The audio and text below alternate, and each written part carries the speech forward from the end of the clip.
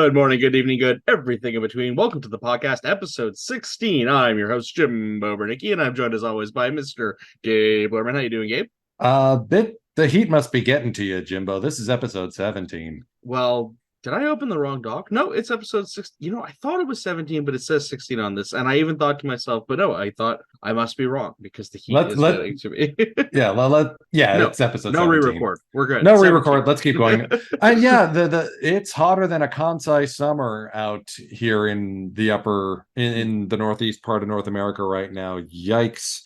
I'm grateful to have air conditioning right now, and so I'm staying cool. I'm staying indoors and wearing light clothing, and hopefully we will get through this last gasp of summer and then into autumn.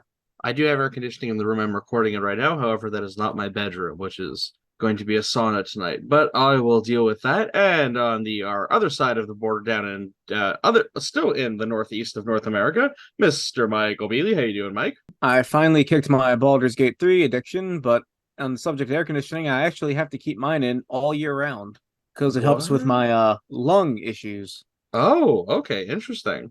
But it's getting dark early now, and it's staying 90 degrees up until it's dark, and it's kind of making me mad.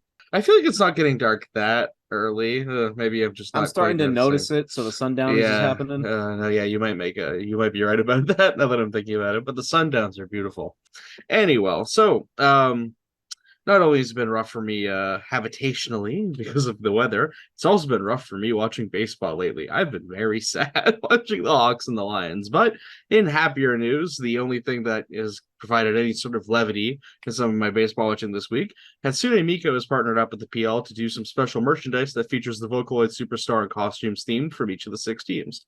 The items will be available from September 1st to 17th, so if that's your sort of thing, check it out. And yeah, I mean, I'm definitely not going to buy any of it, but it's kind of funny to me to see the little thing come up. I love any sort of anime or like pop culture related crossover with MPB or like the Pacific League specifically, obviously. So it's nice to see that. And everyone knows that Hatsune Miku is super popular. So I think it can't be anything but a good thing for the league. Do you guys have any opinions on it at all? I know for a fact you said that while hiding your Hatsune Miku body pillow. My not buying wife. any. My wife. No, like it is pretty cool to see the crossover, and it does help sort of validate your fandom a little bit that there's this cool crossover content. If you can still find it, there's a Star Wars Pacific League baseball crossover ad in which Darth Vader with his lightsaber swats a baseball through the Balloona Dome roof and explodes the Death Star with it. I think I've seen that. That's amazing. Yeah. My favorite sort of crossover thing. I remember I saw this like My Hero Academia thing once with the with both the Central League and the Pacific League. I thought that was really cool. I saw one where it had all the characters dressed up in Marines gear, and I knew the show had taken place in Chiba, and I was like, "Oh, that's really cool." And then later I found out that they were just doing it for all 6 PL teams, and then I felt very betrayed. I've also seen some of the Dragon Quest monsters or Dragon Warrior in North America hanging out at PayPay Dome. There must be some sort of collaboration with SoftBank. And of course, Pokemon has its collaborations with NPB. The only one on the Pacific League was Machamp on some Hokkaido Nippon Ham fighters gear, naturally. Ooh, that's but the pretty one cool. I picked up is in the other league. It's a Magikarp for the Carp, and it's perfect. That sounds amazing. I really want to see that later. Very specific. There was once actually a funny Pacific League reference in an anime, Jujutsu Kaisen, where this one player from Tohoku is like, they call me the Tanaka of Tohoku. And everyone's like, Tanaka plays for Tohoku. That doesn't work. Also, he's a pitcher and you're batting. What are you doing? No, Kazuki Tanaka, the other guy. He also plays. And so I think that brings us over to your headlines this week. Gabe, what do you have? I'm actually going to go with a mini history corner this week because there was a very important anniversary that was celebrated in the last week. Back on September 1st was the 59th anniversary of Nankai Hawks pitcher Masanori Murakami becoming the first Japanese player to appear in an MLB game. He would finish his 1 month in 1964 with a sub-2 ERA and would return to the Giants of San Francisco in 1965 before the Nankai Hawks and the Giants started to get into an argument over who really owned his rights, who he would actually end up playing for. And the gentleman's agreement between Japan and America regarding baseball players would quiet down the transfer market between the two leagues for almost 30 years until Hideo Nomo made the jump to the Dodgers for the 1995 season using a loophole in the standard player contract. As much as we point to Nomo as the vanguard for modern NPB to MLB, foreshadowing folks like Ichiro, Yu Darvish, Shohei Ohtani, Masataka Yoshida, Kodai Senga, the path was truly blazed by a Pacific League player, Masanori Murakami, 59 years ago in 1964. Also, I caught this over Twitter. Kind of interesting to see NPB making rule changes on the fly, but as of today's game, there is a new rule that has been instituted regarding fielders blocking the bases from runners touching them. If a fielder blocks the base to the point where the runner can't safely advance or return to said base, the runner is called safe. This was after some controversy on a call taking place in the other league back in mid-August, but it applies to the Pacific League as well. It'll be interesting to see how that shakes out now that there's potentially going to be fewer collisions, or at least fewer situations where the base is completely blocked. Alrighty, and that brings us over to Mike's headlines this week. Mike, what do you have for us? So I have quite an interesting one. So if you're a Seibu Lions fan and you happen to be fluent in Japanese and you are also a sports data scientist, good news. The Seibu Lions are looking to hire you. They are currently seeking new experts, with experts handling player evaluations, prospecting, player development, other applications of sports data, and apparently they've just opened up applications on their website for the first time in a while. Oh, I wish I could go back in time and make myself go down a different career path. Oh, my heart hurts. So if you fit any of that oddly specific criteria, feel free. That would have been, it's like my dream job. Okay, and that brings us over to our first little ad break. Take a listen to our, I always say sponsor, but you know, it's us. Every day across America, thousands of baseball fans are starving for live games because they're stuck working the night shift. They can't watch games live and are left to scavenge for highlight reels on YouTube. It doesn't have to be this way. For just 1,500 yen per month, you can sponsor a shift worker to get access to Pacific League TV. Live broadcasts, including farm team games, with start times between midnight and 5 a.m. Eastern, all blackout free. Your subscription also includes a decade's worth of full game videos on demand.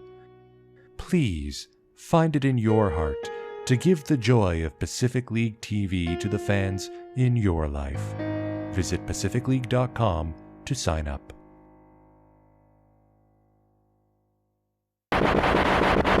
And that brings us over to the meat of today's show, the Around the Horn segment, where we look at the league from top to bottom, doing an in-depth look at each of the teams along the way. And we start, as always, as ever, as eternally as the sun is long and the day is long. Rising. There we go. I almost got it. The Orcs Buffaloes. Take it away, Gabe.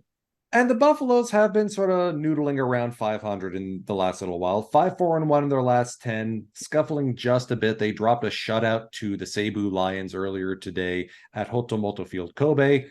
But their lead in the Pacific League remains 9.5 games, and we spent a whole week, which means the Buffaloes now have a magic of 16. A neat little statistical thing I noticed. The Buffaloes have only 38 stolen bases this season. That's the worst of the Pacific League by far. The next closest is the Hawks at 53. The best, believe it or not, is the Eagles. They have 84 stolen bases on the season. Then again, the Eagles also employ Hiroto Kobukata, who has 26 stolen bases all his own, whereas the most by any Buffalo is 7 by Tokumasa Chano. And the rookie outfielder also comes with 5 caught stealing. So clearly the Buffaloes are using their bats more than their feet to score runs. Speaking of which, first baseman Yuma Tongu continues to lead the Pacific League batting race with a .309 batting average to go with 16 home runs. but he's got both Kensuke Kondo and Yuki Yanagita of the Hawks breathing down his neck. No one else is in the 290s, let alone the 300s, that all three of those guys are. Ace of Aces pitcher Yoshinobu Yamamoto remains in the hunt for his third straight Triple Crown. He leads the Pacific League in wins with 12, in ERA with 1.42, almost a full run ahead of the next best pitcher, his teammate Hiroya Miyagi, and 128 strikeouts, 8 behind the Marines starter Atsuki Taneichi. Believe it or not, he's been out of commission for so long. Roki Sasaki is still second. He's still 2 ahead of Yoshinobu Yamamoto. That is how ridiculous of a season Sasaki has had. And now there's rumblings and rumors that he's practicing with the top club again. Not to steal your thunder, Mike, but that's going to be a challenge for YY to actually pull off the absolutely unthinkable third straight Triple Crown. Part of the reason the Buffaloes have had such success on the mound is because they've had great catching behind the plate. Kenya Wakatsuki, primary among those. And there's good news on that front recently. Yahoo News is reporting that although Wakatsuki has earned his domestic free agent rights, you get those after 8 years of service time. After another year, then you have international free service. Kenya has stated he's keen to stay with the club. And the fact that he's doing so this early in the season must mean negotiations are off to a good clip. No word yet on a contract, but at least the two sides are saying the right things. And I have a soft spot for Wakatsuki. So yes, please stick around. Tomoya Mori can stay as our DH and can catch in a pinch if need be. It seems to be working. Come on, you Buffaloes. We are so close. And that brings us over to the second place team in the league, the Chiba Lotte Marines. Take it away, Mike. Well, Gabe, you are right. The big news here today was nothing really to do with the standings or a player's performance at all, but Hiroki Sasaki has returned to minor baseball activity. He's currently throwing a baseball for the first time in front of reporters since he's been deregistered from the roster due to an oblique injury. He was playing catch today in the bullpen. He threw about 10 pitches, including some breaking stuff. Lotte's coaching staff is currently monitoring his health closely, and stay tuned for more updates on that.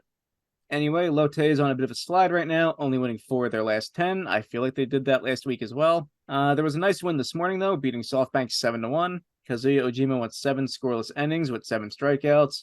Yudai Fujioka, 3 hits, including a home run, 2 RBI and a walk. Looking forward to seeing a strong Lotte come playoff time and a playoff where Sasaki is healthy and ready to go again. And speaking of a team that's trying to look forward to the playoffs, maybe. I mean, they're doing their best to not make it at this point. The Fukuoka SoftBank Hawks, 3-3 last week, and just spinning their wheels constantly, but in a sort of dramatic fashion where the losses are really bad, but the wins are pretty fun. So let's try to focus on some positives, such as 42-year-old. That's 42-year-old Tsuyoshi Wada put in an incredible performance this week against the Buffaloes.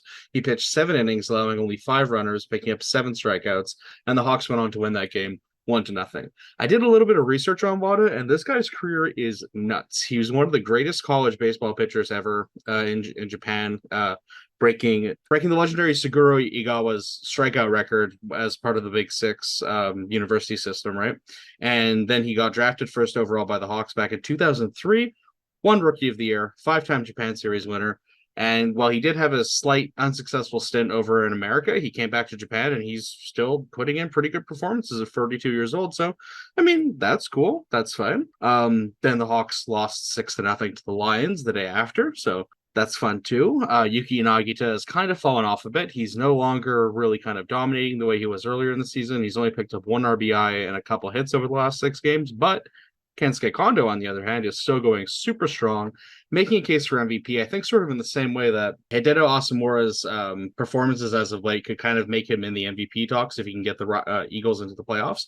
Maybe if everyone else keeps performing badly, but Kondo, through sheer force of will, keeps the Hawks in the playoffs, he might be in a similar situation. He leads the Pacific League in on-base percentage and slugging at .426 and .533 respectively, and thanks to his defense, he leads all batters in WAR. So he's doing pretty well, and he's having one heck of a season. Maybe he can keep it up.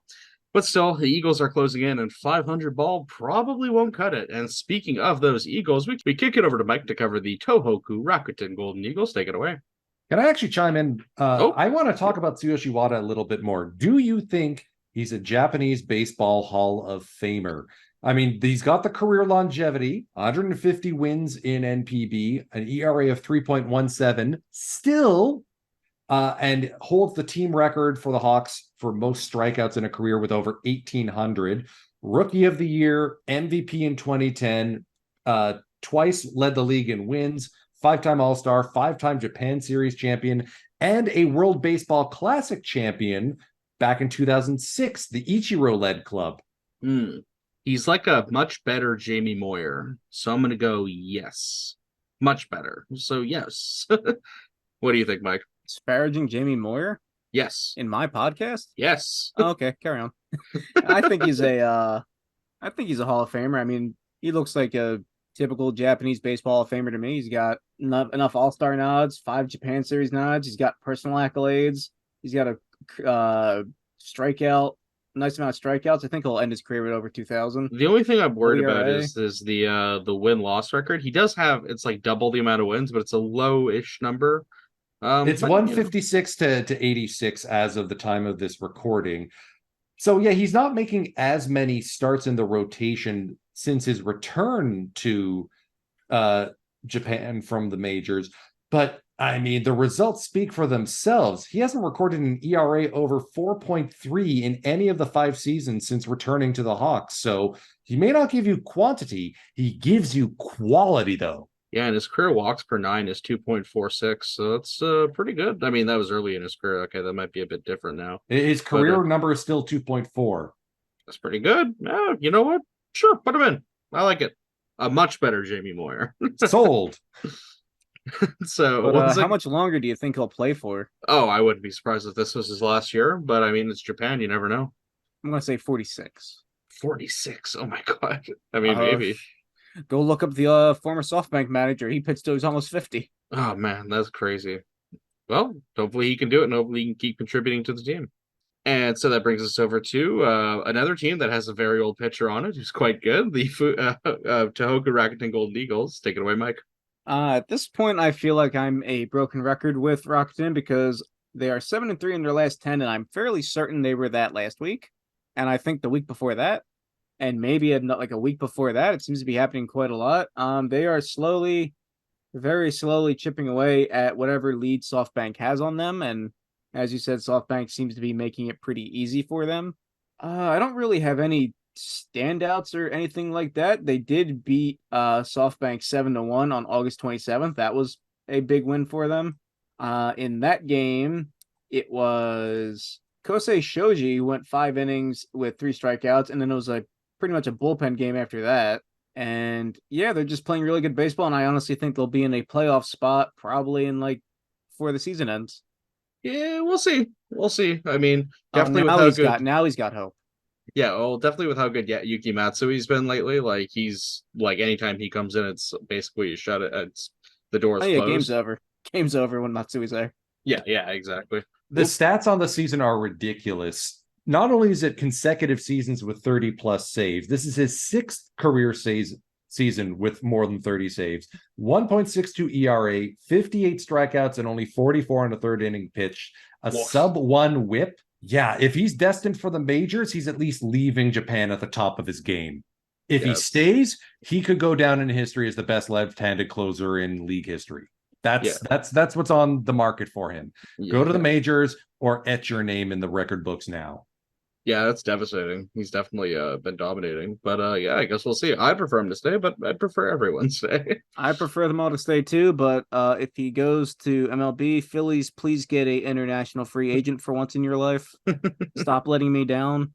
And speaking of teams that have had I had a good transition, then I totally lost it. The Nippon Ham Fighters. Take it away, Gabe. Yeah, they got rained out at Rakuten Mobile Park Miyagi earlier today, but hey, 5-5 in their last 10. They are ahead of the Lions by 0.001 win percentage. They've played 2 more games, 1 win, 1 loss, and that gets them just a little bit ahead. And I know we were talking about this last week. I double checked this. In August, the only two teams in the Pacific League with a winning record were the Buffaloes at 16-7-2 and the Fighters at 14-11-1. The Eagles were at 500 on the nose, and the other three teams were 4 games below 500 exactly. Still, good way to recover from the 5-16 gong show that was July. The Fighters still got some fight in them. Credit to SIS Baseball on Twitter for pointing this one out. Fighters starter Takayuki Kato is the best pitcher in all of NPB at getting called strikes. We know he's an incredible control pitcher, and that just proves it that he can pinpoint exactly on the corners. Part of that pairs well with Torai Fushimi, his defense-minded catcher, also one of the best sabermetric catchers at getting called strikes. And you can see that in his teammate Kenya Suzuki, also in the top 5 for that statistic. New ballpark, new trivia factoid. September 2nd's game was the first where the roof at Escon Field Hokkaido had to close during the game. The process takes about 20 minutes, so comparable to your Sky Dome or other retractable roof arenas. I still find it awesome that they found a way after 20 plus years to have an open air ballpark in Sapporo, or in this case in Kita Hiroshima, so they can finally take in the warm summer air the way the game is meant to be played, while still having a lid in case there's a rainout like there was today in Sendai. And that brings us over to a team that can't get rained out usually because they play in a dome. But then it's a really humid dome because it's still open. Oh, it's the worst of both worlds. The Saitama Seibu Lions. And so here we are once again at the bottom of the standings, somewhere they've grown quite accustomed to, I think. And on the one hand, 3-3 doesn't sound that bad for the basement-dwelling denizens of the Balloonodome, but one of those losses was absolutely devastating. I watched this game live, and it came up on our baseball with a lot of views to see the Eagles pull off a massive 3-run upset comeback in the bottom of the 9th inning after the Lions made a huge comeback of their own in the top of the 9th. It's getting so hard to watch. And it's so indicative of the season. It feels like it happens every time the season. Tatsuyama puts on a great start. Some of the bats come alive, and then the bullpen just blows it. Tetsushi Matsuda was responsible for yet another blown save. I lost the number, but I had it earlier. He's blown a lot of saves this year, and I think it's over for him.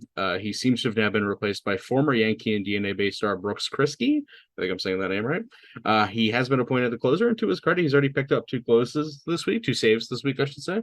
And watching him pitch, he looks pretty good. I wonder why they didn't go to him earlier, because he can't be worse than Masuda at this point.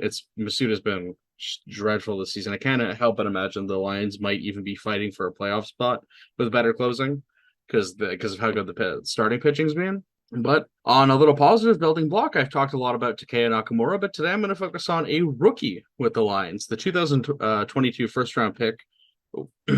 Sorry, as I was saying before, I got interrupted by my computer screen there. I've been impressed by 2022 first-round pick Takea Hiruma as of late, and it's, I don't know how to put it. When you look at the stat line, it doesn't really jump off the page. He bats .272 while slugging .347 over his first 42 games, but lately he's been picking up some key hits, and he just looks like he knows what he's doing out there. It looks like he belongs. He's got a good balanced swing, and I think it'd be nice to see him develop. So hopefully the Lions can keep pushing forward with him and keep pushing forward in general, because there's not much more back they can fall. So let's keep it up, Lions. And with that, we come around to our final ad break of the evening. Take a listen. So, you want to watch Pacific League games, but can't get up early during the week? I work from home. Or stay up late enough on the weekends? I have a life, you weirdos. Not to worry, we've got you covered. FTF Sports broadcasts a game of the day with English commentary, Tuesdays through Sundays at 1 p.m. Eastern. Check your set-top box channel list or visit ftfsports.com for streaming options. With FTF, the Pacific League is finally on your schedule. And that brings us to the end of well, not quite to the end of the show, the last segment of the show, our question of the day from us to you and you to us, whichever time it comes up. And today's question comes from one of our members of the show, Gabe. We're going to talk about the summer uniforms and how we think about them so far, and which teams maybe need to do a big overhaul of their summer aesthetic. I'm just looking at a quick list of some of them here. I love the Lions ones. I've thought they've been really cool. The gray one with the line thing, again, I don't know how much that counts as like a summer thing, but I've seen So them the gray. All right. So let me hop in in here. So the gray uniforms for the Lions are actually their Cebu Railway Express uniforms. Right, You remember right. we actually saw those in one of the midnight matinees. Yes. It's because Cebu also owns a railway company, and they wanted to commemorate some of the brand new cars they have on the railway by dressing the players up like spacemen. No, the actual summer uniform is the blue jersey with white pinstripes. Oh yeah, the kind of Bay Stars you want. I like that one. That one's really grown on me. Well, it also harkens back to the invincible Cebu era of the 80s. That's close to their road uniform look, and it's a nice evolution from their Cebu classic uniforms last year. I think it's a good fit. Whenever I think of Cebu, it's in that baby blue shade. As although they've been rocking the navy blue for a while, it's the robin's egg blue that I think is what comes to mind when I think of the Lions. Yeah, I totally get that. Now that I've seen like a bit more like the history of the Lions, I totally get how it harkens back to that, and I have quite enjoyed those. I saw the Hawks play a game in their teal ones, and I like them conceptually, but it also doesn't feel very Hawks. You know what I mean? Like it's got a weird vibe about it, but I do like them by themselves. I would probably like one for myself. Have you seen that one? Yeah, the minty green finish. Believe it or not, the Yeah. Hawks actually had an 11-game losing streak when wearing those uniforms until July 31st. That sounds just like the Montreal Canadiens with their Yeah, blue uniforms. from last those year. jerseys were blurst. Yes. Yeah, absolute travesty. All right, Mike, what do you think about the gradients for the Eagles then? I hate them. They're the best. Right. I love them. I hate gradients on a jersey. They do not belong. Oh, they look so good, and the Eagles were so good when they wear them. I know. Yeah, they're like 9-1 when they wear the red gradients, but still. Ugh. All right, to then. be positive though, if I can't pick the Marines one, who are far and away the winners of all summer jerseys, Oh, I do like Oryx's green. I didn't like it at first, but for some reason now I do. Oryx's green is nice. The green pinstripes with the gold lettering, their sartorial sense, it's got to be something in the Kansai area because the Tigers uniforms are always Photoshop errors. But like the Buffaloes have worn like flannel jerseys, they've gone all black, they've done dark pinstripe pajamas, they've done gray when they're the home team with neon green accents. Honestly, I prefer their third uniforms, which is the same template as the summer uniforms, but in a more classic white and navy blue. If they want to base their next identity on that, I am for it, especially the OB Interleague logo on the caps and the socks. Mwah, chef's kiss. And for the Fighters, they don't technically have a summer uniform, but they've had two alternates so far. The 20th anniversary uniform, harkening back to their Darvish Otani eras, which is a classic look, and the Big Boss new era giant collared shirts, which you two seem to adore. And I think they look a little too Harley Quinn. I haven't seen them in a while, but I think they shelved them after like the end of May. Boo, bring them back. They're the best. What is the Marines one exactly? I always see like a bunch of different Marines things. There's there's the gray one, with right? black with the pink through Miami blue Vice. gradient. Oh yeah. Yeah. They did just straight black and pink last season. But yeah, the Marines have got the summer jersey thing down pat. Yeah, they've got that Miami Heat, Miami Vice If thing an going Osaka on. team wants to appeal to Osaka and the Kansai area, I think for a summer jersey, they need to, and anybody that knows Kansai is going to get this, have a leopard print jersey with bright purple baseball hats. You son of a gun. What do you think the Tigers wore last season? Were they purple? No, they had a giant tiger face on the front. No, they need pure leopard print with weird color hairs. If you don't get it, look up. Oh, Ooh. yeah. You will Okay. have some nightmares. You guys keep talking. I gotta go look that up. No, I know exactly what It's you're better looking if you don't. I think it's better if I do. Okay, well, Why is safe Mm, search blurring on? I don't. Yeah, I don't. You are currently experiencing technical difficulties. Where's the old people with the leopard print and the purple hair? No. Well, no, You that's lied to me. definitely not what I got here. Anyway, that brings us to the end of yet another show. We had a great time as usual. I hope you did too. Please like, comment, and subscribe. Ask us questions for next week's show, and we'll see you next time. Take care.